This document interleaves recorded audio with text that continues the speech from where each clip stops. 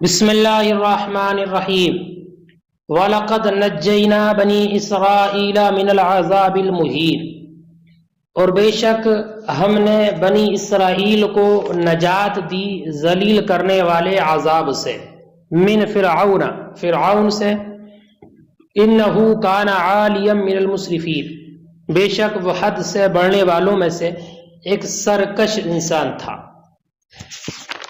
حد سے بڑھنے والے تو اور بھی بہت سے لوگ تھے، ایسے لوگوں میں جو حد سے بڑھنے والے ہیں فرعون کا نام بھی سب سے اونچا اور بلند تھا، کہ جس کی حکومت اپنے دور میں سب سے بڑی اور مضبوط اور مستحکم حکومت تھی، جس کا خاندان اپنے آپ کو سورج ونشی خاندان سے منسوب کرتا تھا، اور جو بادشاہ اپنی رعایا کا قانونی اور سیاسی خدا بنا ہوا تھا، اور وہ ایسی خدائی کا دھڑلے سے دعویٰ بھی رکھتا تھا۔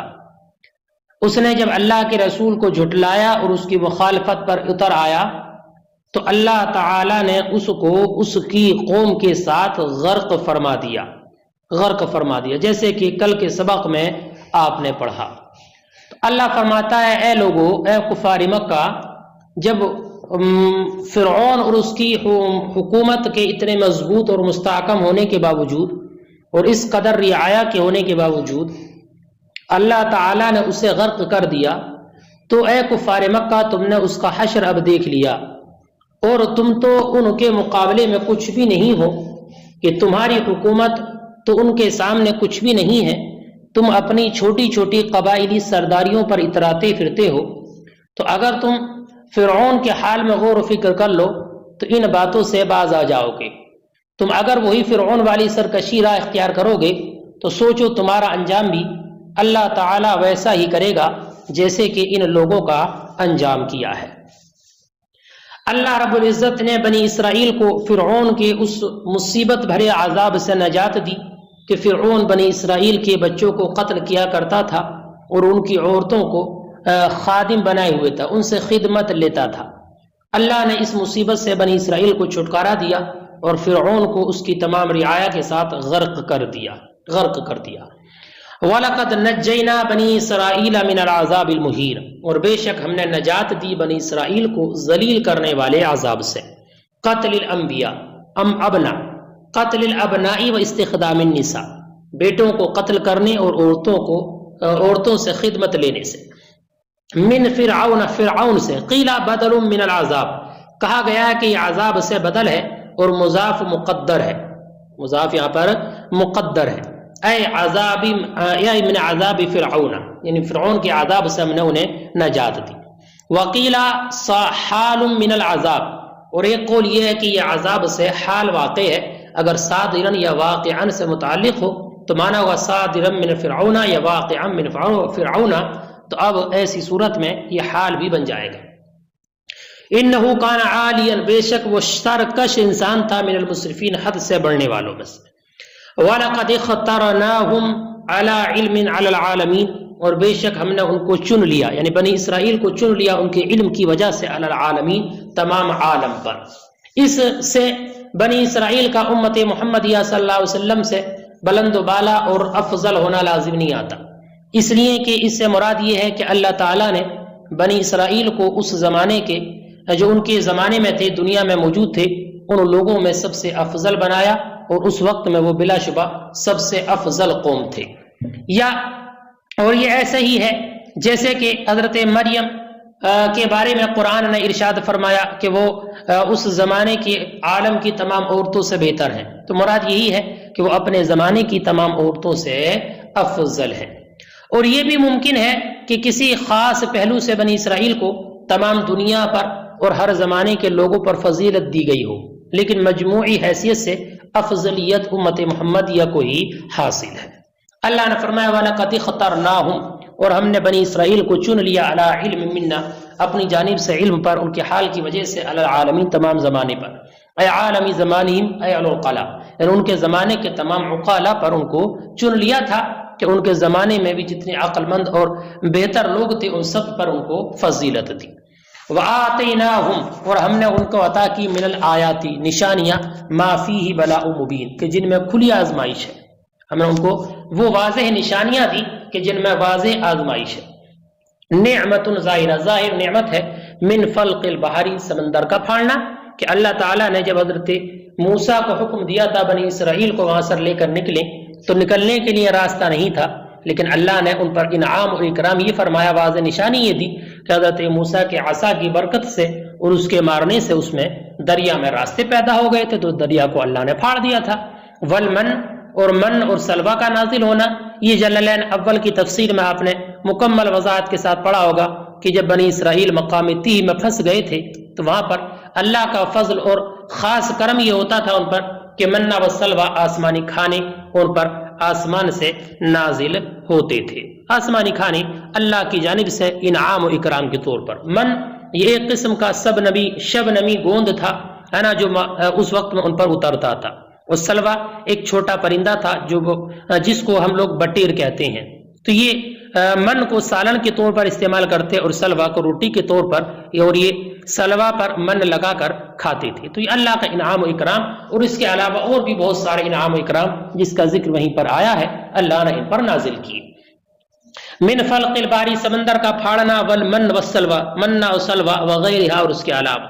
ان ہؤلاء، بے شک یہ لوگ یعنی کفار مکہ، لیقولون، ضرور کہتے ہیں، بے شک یہ لوگ ضرور کہتے ہیں، ان ہی الا موتتنا الاولی، یہ نہیں ہے مگر ہماری پہلی موت، وما نحن بمنشرین، اور ہم کبھی دوبارہ نہ اٹھا جائیں گے.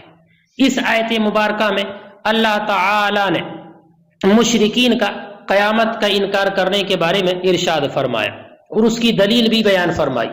اللہ تعالیٰ ان کی تردید میں ارشاد فرماتا ہے کہ ان لوگوں کا خیال تو یہ ہے کہ قیامت آنے والی نہیں ہے اور مرنے کے بعد دوبارہ جینا اور اٹھنا نہیں ہے، حشر و نشر یہ سب غلط ہے، یہ باتیں یہ سب کہتے ہیں. اور دلیل یہ پیش کرتے ہیں کہ ہمارے بابا دادا مر گئے ہیں، وہ کیوں دوبارہ جی کر اٹھنے والے ہیں. خیال کیجئے کہ یہ قص قدر بیہودہ اور باطل باتیں کرتے ہیں کہ دوبارہ اٹھ کھڑے ہونا، مرنے کے بعد جینا قیامت کا ہوگا نہ کہ دنیا میں. یعنی یہ کہتے تھے کہ دنیا میں ان کو زندہ کر کے لاؤ، تو بے وقوف تھے، باطل باتیں کرتے تھے کہ یہ دوبارہ جینا اور اٹھنا یہ تو قیامت کے دن ہوگا، دنیا میں نہیں ہوگا، دنیا میں وہ لوٹ کر آنے والے نہیں ہیں. اس دن ہوگا ہے نا، یہ ظالم جہنم کا ایندھن بنیں گے. اس وقت یہ امت اگلی امتوں پر گواہی دے گی اور ان پر ان کے نبی صلی اللہ علیہ وسلم گواہی دیں گے. پھر اللہ تعالیٰ انہیں ڈرا رہا ہے کہ کہیں ایسا نہ ہو کہ ہمارے جو عذاب اسی جرم پر اگلی قوموں پر آئے ہیں وہ تم پر بھی نہ آ جائیں اور اسی طرح تم بھی بے نام اور بے نشان کر دیے جاؤ. یہ لوگ کہتے تھے کہ ہمیں تو جو موت آنا تھی پہلی مرتبہ وہی موت آ چکی، اب ہم دوبارہ مرنے کے بعد پھر سے زندہ نہیں کیے جائیں گے. موتۃ الاولی سے مراد یہ ہے کہ جب ہم نطفے کی شکل میں تھے تو وہی جو موت ہے ہماری وہی موت ہو گئی. اب ہم دوبارہ جب مر جائیں گے تو دوسری موت کے بعد ہمارے لیے زندہ کرنا نہیں ہے.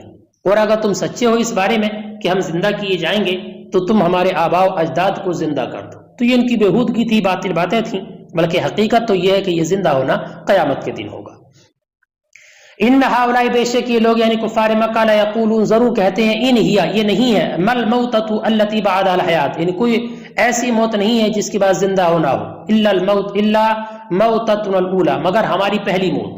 یعنی کوئی ایسی موت نہیں کہ جس کے بعد زندگی ہو، الا موتۃ الاولی، مگر ہماری پہلی موت. اور پہلی موت سے مراد حالت نطفہ میں جب یہ تھے، اے وہم نطف، اور وہ نطفہ تھے، یعنی نطفے کی حالت میں جو ہماری موت تھی وہ تو موت تھی کہ جس کے بعد زندہ ہونا ہے. اب اس موت کے بعد کوئی ایسی موت نہیں ہے کہ جس کے بعد زندگی ہو. وما نحن بمنشرین، اور ہم نہیں اٹھائے جائیں گے. وما نحن بمنشرین، اور ہم کبھی دوبارہ نہیں اٹھائے جائیں گے. مبعوثین احیاء بعد الثانیہ، یعنی دوسری مرتبہ مرنے کے بعد ہم زندہ کر کے نہیں اٹھائے جائیں گے. فاتوا بآبائنا، تو تم ہمارے آباء و اجداد کو لے آؤ زندہ کر کے، ان کنتم صادقین، اگر تم سچے ہو. انا نبعث، اس بارے میں کہ ہم اٹھائے جائیں گے، بعد موتتنا، مرنے کے بعد، اے نحیا، یعنی ہم زندہ کیے جائیں گے. قال تعالی، تو اللہ تعالیٰ نے ارشاد فرمایا، اہم خیر، کیا یہ لوگ بہتر ہیں، ام قوم تبع، یا تبع کی قوم بہتر ہے، یا تبع کی قوم بہتر ہے. ہوا نبی، وہ نبی ہیں، او رجل صالح، یا کوئی نیک مرد ہے. تبع یہ نیک مرد ہے.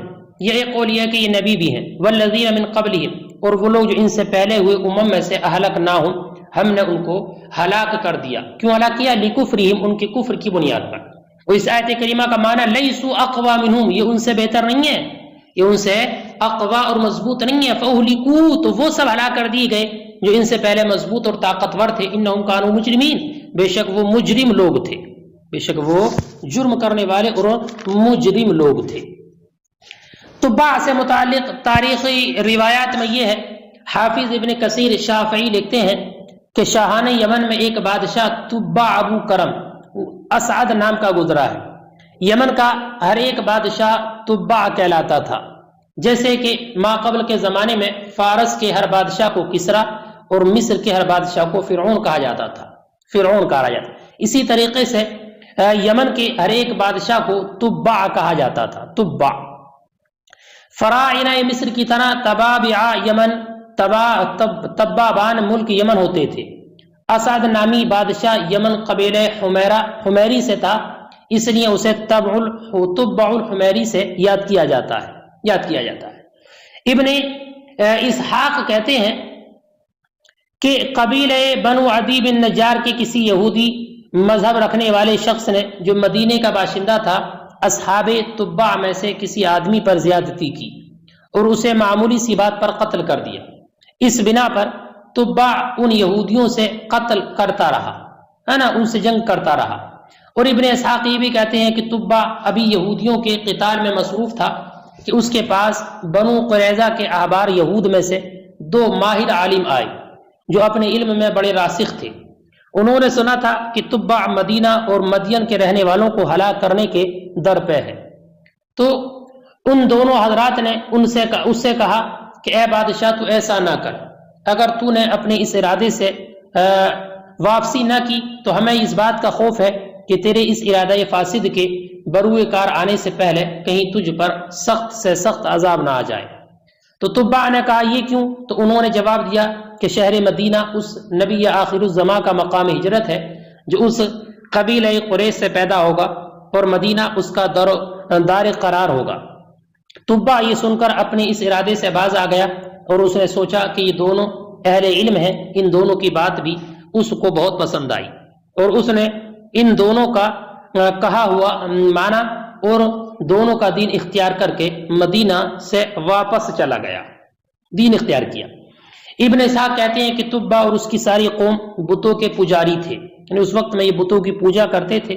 تبع مدینے سے یمن کی طرف جاتے ہوئے مکہ کی طرف متوجہ ہوا، مکہ کی طرف، کیونکہ اس کا راستہ مکہ ہی کی طرف تھا۔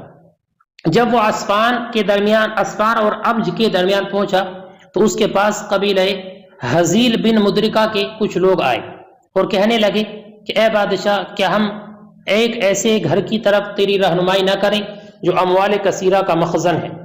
آپ سے پہلے تمام بادشاہ اس کی طرف سے غافل رہے، اس میں موتی، زبردست، یاقوت اور سونا چاندی کے ڈھیر لگے ہوئے ہیں۔ تبع نے کہا کیوں نہیں، آپ ضرور میری رہنمائی کیجیے۔ تو انہوں نے کہا وہ ایک گھر ہے مکہ میں، مکہ والے اس کی عبادت کرتے ہیں اور اس کے قریب اپنے مذہب کے مطابق عبادت کرتے ہیں۔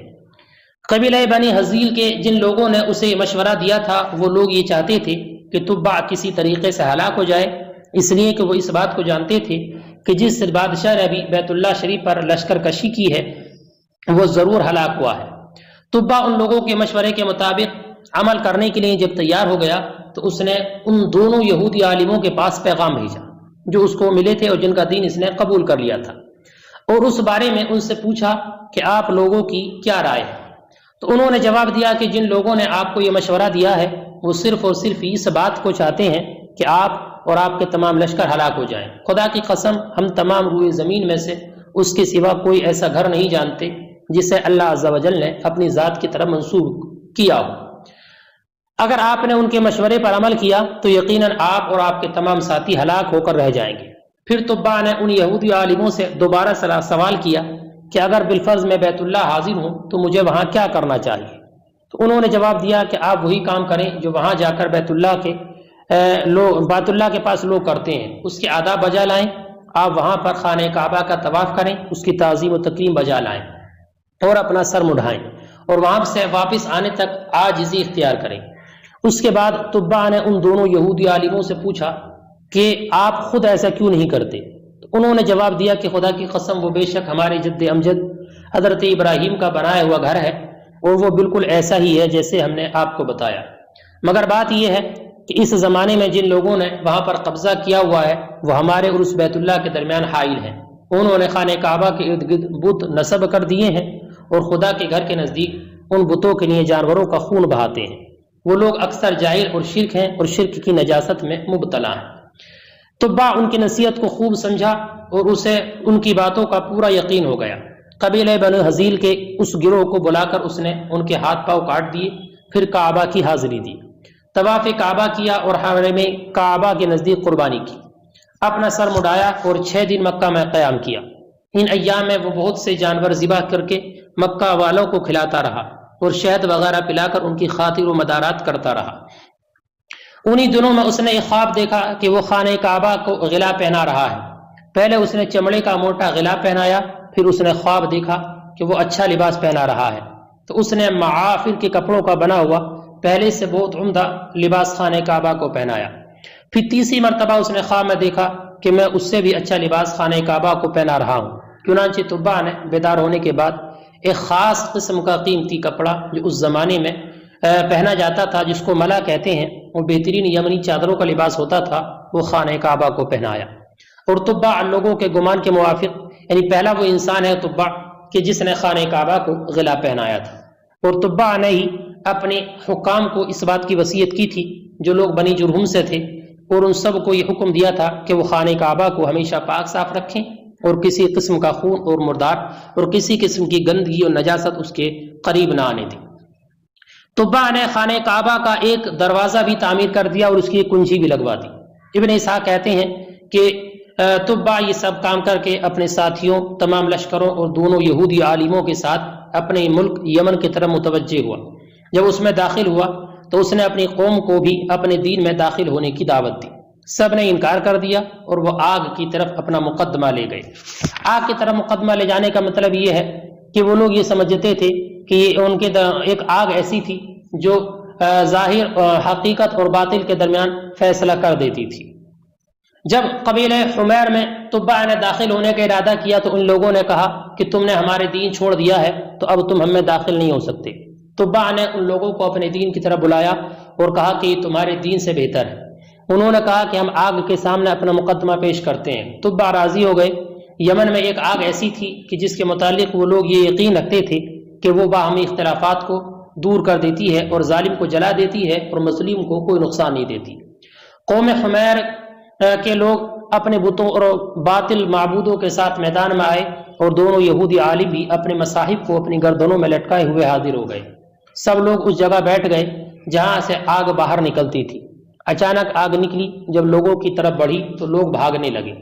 تبع نے تمام لوگوں کو جھڑکا اور کہا کہ سب ٹھہرے رہیں۔ سب لوگ ٹھہر گئے، یہاں تک کہ آگ نے سب لوگوں کو ڈھانک لیا۔ بتوں کو اور باطل معبودوں کو، ان سب کو جو بت لے کر آئے تھے، آگ نے جلا دیا اور دونوں یہودی عالم اپنے گردنوں میں اپنے صحیفے لٹکائے ہوئے آگ کی لپٹ سے باہر نکلے۔ ان کی پیشانیاں عرق آلود تھیں، مگر آگ نے انہیں کسی قسم کا کوئی نقصان نہیں پہنچایا تھا۔ یہ واقعہ دیکھ کر قبیلہ حمیر کے لوگ، تمام لوگوں نے ان یہودی عالموں کا مذہب اختیار کر لیا۔ اس وجہ سے یمن میں یہودیت نے جڑ پکڑی۔ اسی کا ذکر اللہ نے یہاں پر کیا ہے کہ یہ لوگ قوم تبع سے زیادہ بہتر نہیں ہیں، ان سے زیادہ طاقتور نہیں ہیں۔ جب ہم نے ان کو ہلاک کر دیا تو یہ سب بھی ہلاک ہونے والے ہیں۔ آگے اللہ فرماتا وما خلقنا السماوات والارض، اور ہم نے آسمان و زمین کو پیدا نہیں کی، وما خلقنا السماوات والارض وما بینہما لاعبین، اور ہم نے ان دونوں آسمانوں زمین کو اور جو کچھ ان کے درمیان ہے اسے محض کھیلتے ہوئے پیدا نہیں کیا۔ وما بینہما، جو ان کے درمیان لاعبین، کھیلتے ہوئے ہم نے اسے پیدا نہیں کیا، بخلق ذالک، اس کو پیدا کر کے، حال، یہ لاعبین سے حال ہے۔ وما ما خلقناہما، ہم نے ان کو پیدا نہیں کیا، وما بینہما، اور جو ان کے درمیان ہے، الا بالحق، مگر حق کے ساتھ ہی اس کو پیدا کیا۔ اے محقین فی ذالک، یعنی ہم اس کو پیدا کرنے میں حق پر ہیں، لیستدل بھی علی قدرتنا، تاکہ اس سے ہماری قدرت پر استدلال کیا جائے، ووحدانیتنا، اور ہماری وحدانیت پر استدلال کیا جائے، وغیر ذالک، اور اس کے علاوہ، ولکن اکثرہم، لیکن ان کے اکثر یعنی کفار مکہ کے اکثر، لا یعلمون، اس بات کو جانتے نہیں ہیں، ہے نا۔ کہ وہ لوگ غور و فکر نہیں کرتے کہ ان سب کا پیدا کرنے والا اللہ ہی ہے، اگر وہ ان باتوں میں غور و فکر کر لیں، سوچ لیں، تو ضرور وہ اس بات پر استدلال کریں گے کہ اللہ ایک ہے، اس کی قدرت ہے، اس کی وحدانیت کا اقرار یہ لوگ ضرور کرنے لگیں گے۔